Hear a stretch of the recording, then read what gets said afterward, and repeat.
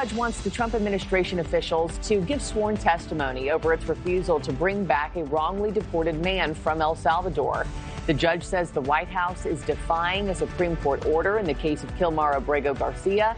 A Democratic senator from Garcia's home state of Maryland is planning to travel to El Salvador today to push for the father's release, check on his well-being. I want to now bring in federal defense attorney Ronald Chapman for more on this case. Ronald, always good to see you. The judge in the Abrego-Garcia case is accusing the administration of doing nothing to facilitate his return, as the Supreme Court has ordered.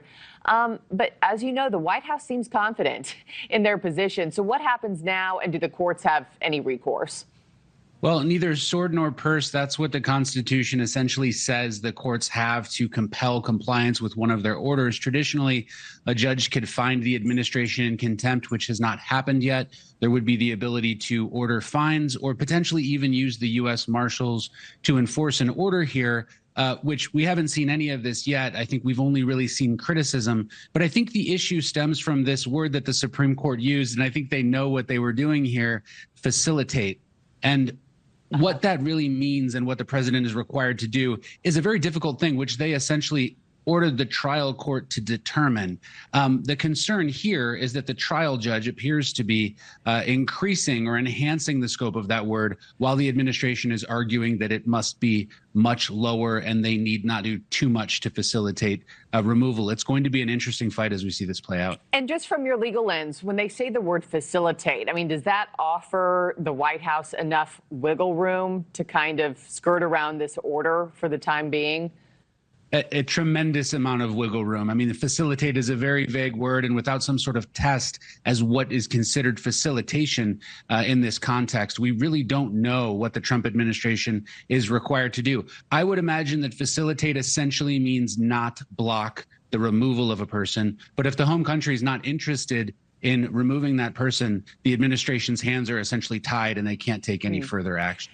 We also know that the Supreme Court ruled that the Trump administration could deport migrants under the Alien Enemies Act as long as they got a hearing first. I'm just curious, what would due process even look like for them if the Trump administration says the end result is still going to be deportation?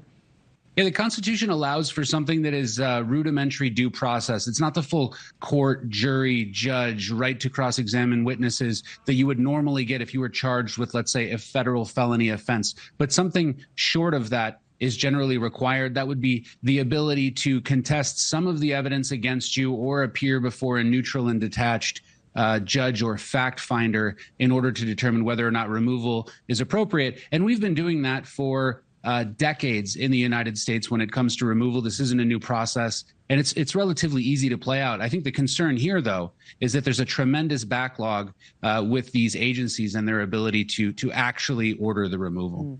The other thing that I mentioned right off the top with you is that you've got Maryland Senator Chris Van Hollen, who is visiting El Salvador today. He wants to check on his well-being, continue to put the spotlight on the story. How might that amplify pressure or even legal pressure for Garcia's return? Does that make an impact?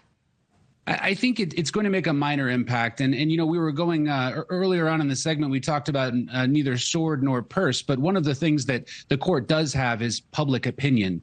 When courts issue orders, generally the public sees that and Congress can compel compliance. So if there is some sympathy for this case and the public is involved, there may be some pressure on the president to act either by Congress or by the public generally. So I could see that having some impact if it actually has traction. Okay, we'll see what today has in store. Ronald Chapman, always a pleasure to have you, sir. Thanks.